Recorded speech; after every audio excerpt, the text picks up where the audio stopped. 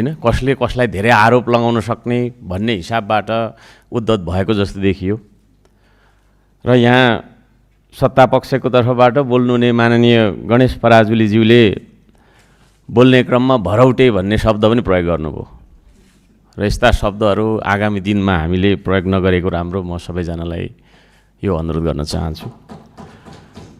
मैले हिजो बोल्दै गर्दा पनि केही प्रश्नहरू मैले उठाएका थिएँ। प्रतिपक्षको काम सत्तापक्षलाई प्रश्न गर्नु नै हो, त्यसलाई अन्यथा मान्नु हुँदैन। त्यो प्रश्न नै जनताको प्रश्न हो, जनताको एजेन्डा हो, जनताको सेवा सुविधासँग जोडिएका प्रश्नहरू हुन्। ती प्रश्नहरूलाई मैले अघि भने बोल्ने, सुन्ने, बुझ्ने, स्वीकार गर्ने अथवा अस्वीकार गर्ने यो प्रक्रियामा लानुपर्छ। हामीले कर्मकाण्डी आयो बोल्यो ठिक छ उसले बोलोस् म सुन्छु सुन्दिनँ पनि भन्ने हिसाबबाट होइन। आज पनि यहाँ आधी जति कुर्सीहरू खाली छन्। यो सदनमा आउनु मन लाग्दा आउने, आउनु मन नलाग्दा नआउने भन्ने खालको हो या के हो यो विषयमा सभामुखज्यूले विचार गर्नुहोला भन्न चाहन्छु। र हिजो मैले पढ्न नभ्याएका प्रश्नहरू, जनताका प्रश्नहरू म आज पुनः निरन्तर गर्न चाहन्छु। यो सरकारको प्रधानमन्त्री छ कि छैन?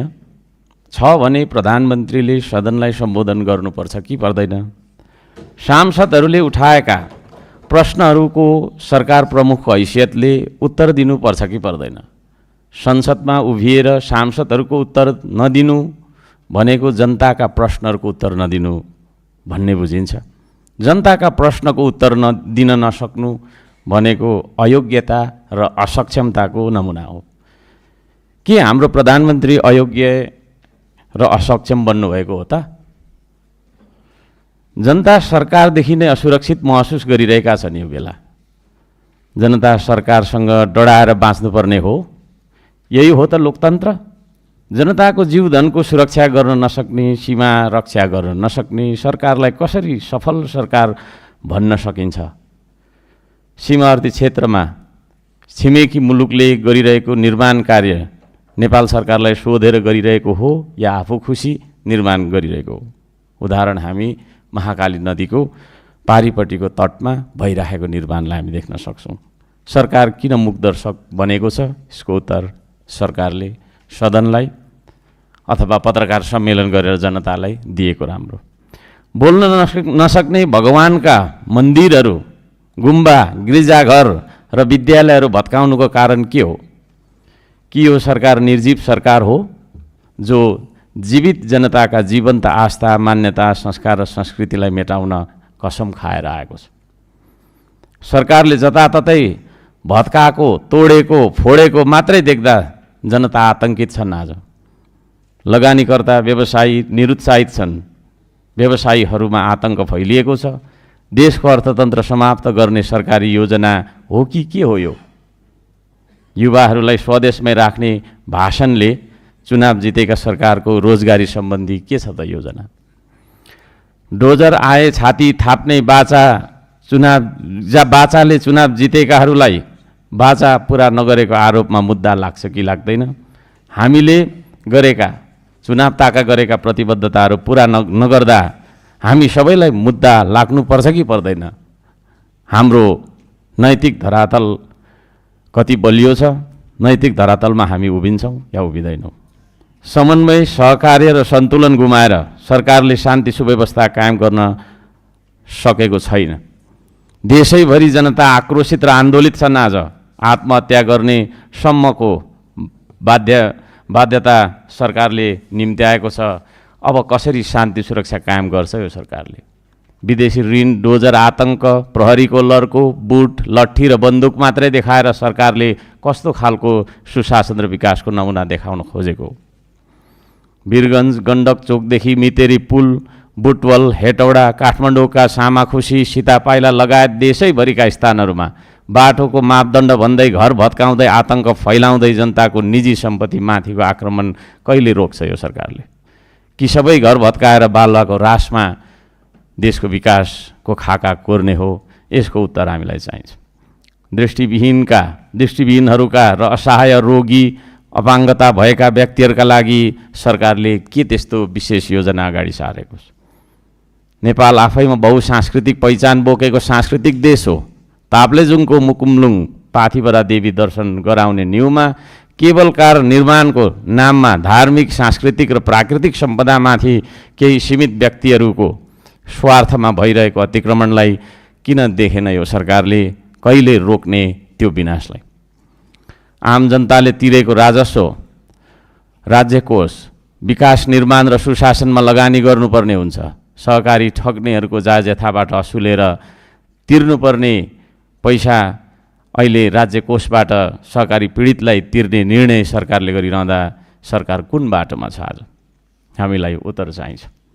गाउँलाई विकासका पूर्वाधार नदिएर काठमाडौँ केन्द्रित बसाइसराइका कारण देखिएका अव्यवस्थित बसोबासको समस्यालाई कम गर्न गाउँ केन्द्रित विकासको नीति सरकारले लिएको छैन। त्यो नीति बनाओस् भन्ने सल्लाह पनि दिन चाहन्छु। हामी देश विकासका लागि भनेर यहाँनिर सदनमा धेरै बोलिरहेका छौँ। तपाईभन्दा म जान्ने, म भन्दा तपाईँ जान्ने भन्ने हिसाबबाट पनि यहाँनिर फर एन्ड अगेन्स्ट कुराहरू भइरहेका छन्।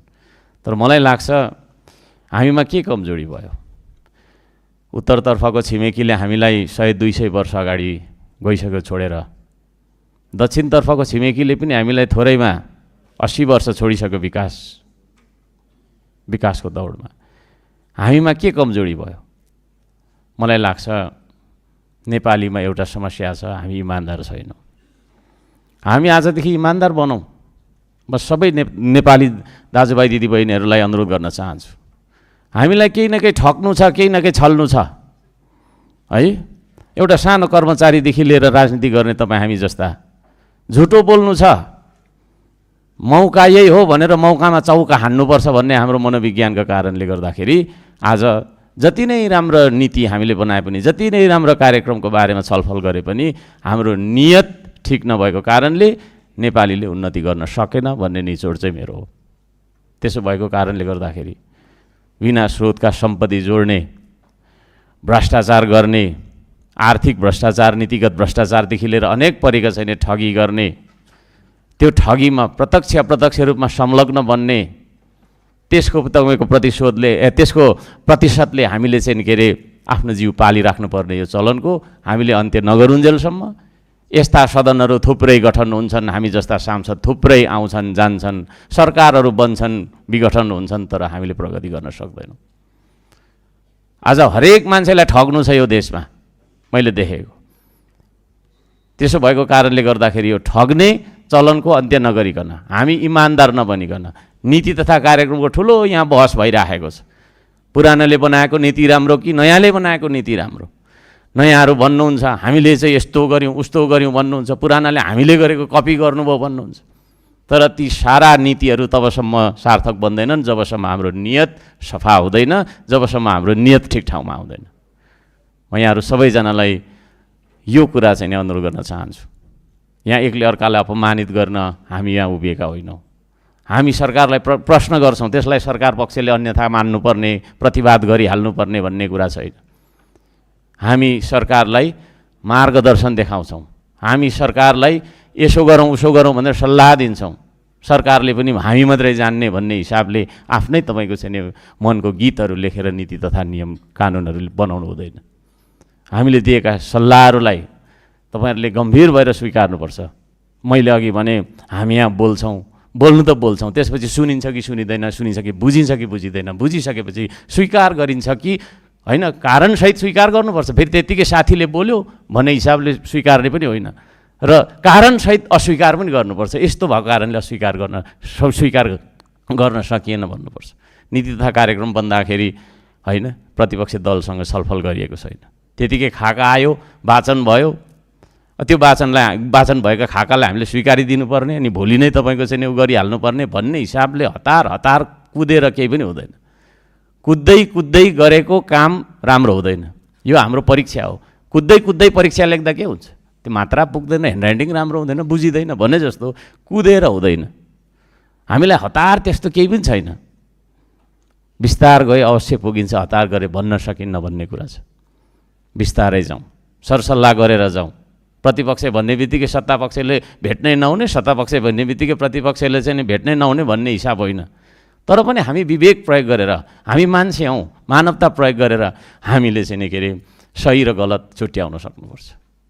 आज यो देशका नागरिक, गरिब नागरिकलाई सुकुम्बासीको नाममा, धनी पूर्जा र गरिब पूर्जा है, यसको नाममा चाहिँ तपाईँको चाहिँ एउटा वर्गीय विभेद देखाएर त्यो फोहोर ठाउँमा बस्ने त्यसलाई खेदाइहाल्नुपर्छ भन्ने हिसाबले सरकारले जुन खालको चाहिँ नि होइन उचित व्यवस्थापनको नीति तय नगरिकन डोजर आतङ्क फैलाएको छ, यसको हामी तपाईँको चाहिँ विरोध गर्छौँ। सरकार सचिन्नुपर्छ। हरेक मान्छेलाई मात्रै नभने किराकिरी हरेक प्राणीलाई आफ्नो वासस्थान प्यारो हुन्छ, वासस्थान चाहिन्छ होइन। माछाको कुर हुन्छ, चराको गुँड हुन्छ, किरा फट्याङ्ग्राको पनि आफ्नो बस्ने ठाउँ हुन्छ भने मान्छे हो नि हामी त। हाम्रो प्रतिष्ठासँग जोडिएको घर 81 राज्यले आएर भत्काइदिँदाखेरि हामीमध्ये कसैलाई ठिक लाग्छ त? तपाईँ हाम्रो मोटर गाडी होला, कसैको बाइक होला, कसैको गाडी होला, ल कसैले आएर चाहिँ अहिले एकछिन यहाँ चोकमा गएर होइन खोसाएर लैजाओस्, तोडफोड गरिदियोस्, जलाइदियोस् त हामीलाई ठिक लाग्छ? एउटा नाथे गाडी त हामीलाई चाहिँ के अरे त्यत्रो प्यारो लाग्छ, हामीलाई ठिक लाग्दैन। त्यसो भन्दाखेरि हामी बसिरहेको हाम्रो सामाजिक प्रतिष्ठासँग जोडिएको हाम्रो वासस्थान, हाम्रो घर कुनै पनि बाहनामा नियम कानुन, यस्ता नियम कानुन बनाउनलाई नै हामी यहाँ आएको हो। सबै नियम तपाईँको चाहिँ के अरे ठिक थियो भनेदेखि व्यवस्था परिवर्तन हुँदैन थिए। समय सापेक्ष नियम कानुनलाई परिमार्जित गर्दै लानुपर्छ। तर हाम्रो नियम कानुन बनाउने तपाईँको मुख्य उद्देश्य, केन्द्रबिन्दु भनेको मानवता, मान्छेको सेवा सुविधा हो। हामी गरिबलाई हेप्छौँ, गरिब बिना देश चल्छ, संसार चल्छ। काठमाडौँमा बसेका गरिबहरूलाई खेदाइहाल्नुपर्छ भन्ने किसिमको नीति अख्तियार गर्यो भने भोलि तपाईँको चाहिँ यहाँ घरहरू बन्छन्, बाटाहरू बन्छन्, फोहोर तपाईँको चाहिँ उठाउने काम हुन्छ। यहाँ तपाईँ हामीले गर्ने हो। म त रेडी छु, म त बेल्चा हानेरै आएको मान्छे हो, एनी टाइम एनिथिङ होइन, एनी वर्क। त तपाईँ रेडी हुनुहुन्छ? अहिले नाला सफा गर्न जाउँ भन्दाखेरि यहाँ तपाईँ आउनुहुन्छ? आउनुहुन्न। भनिसकेपछि हरेक वर्गका मान्छेको काम हुन्छ। यो कुरालाई पनि बुझ्नुपर्छ र त्यसरी नै मान्छेलाई चाहिँ सम्मान गर्न सकौँ, हामी आफू पनि सम्मानित बन्न सकौँ। म यो भन्न चाहन्छु।